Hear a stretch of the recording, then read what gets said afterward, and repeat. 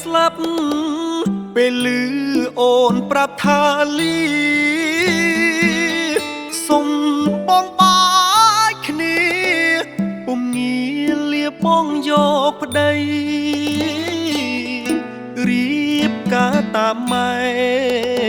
មាសមេសុំការអភ័យកុំជេរកុំបន់ទោសស្ដីអ្វីអ្វីតាមតែវាសនា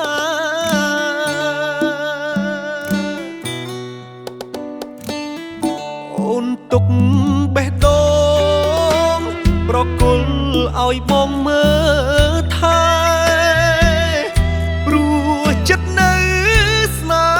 ហ៍នៅស្មោះចំពួនស្នេហាសុំដកតែកាយរស់ឆ្ងាយមនុស្សអូនប្រាថ្នាបំពេញបំណងគ្រួសាររៀបការនឹងគេចោលប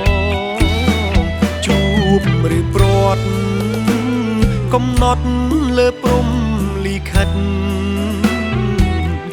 យើងទាំងពីរពិតគ្មានសិទ្ធសម្រេចបំណងអូនយកសង្សារជីវ៉ាធ្វើតាមបេះដូងយកប្តីស្រីសុំទោសបងអូនធ្វើតាមម្ដាយទាំងអស្ដាប់អូនរៀបរាប់បងកប់យកបល់ហើយទៅហើយចុះបោត្រូវប្រត់គ្នាក៏ប្រត់ទៅចុះតែបេះដូងអូនគួរទុកឲ្យកូនកំឡោះព្រោះអីមនុស្សអូនត្រូវស្មោះគឺប្តីដែលអូនរៀបការ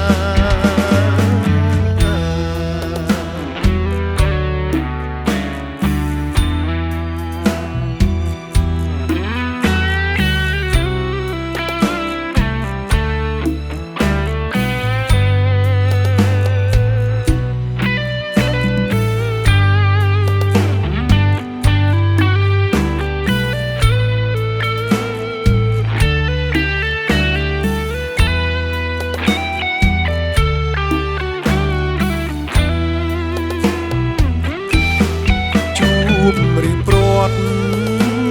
កំណត់លើព្រំលិខិត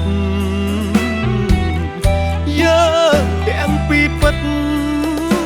គ្មានសិទ្ធសម្រេចបំណង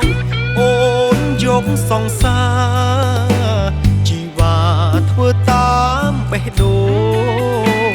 យកប្តីស្រីសុំទោសបងអូនធ្វើតាមម្ដាយទាំងអស្ដាប់អូនរៀបរាប់បងកប់យកបល់ហើយទៅហើយចុះបោត្រូវប្រត់គ្នាក៏ប្រត់ទៅចុះតែបេះដូងអូនគួរទុកឲ្យកូនកំឡោះព្រោះអីមនុស្សអូនត្រូវស្មោះ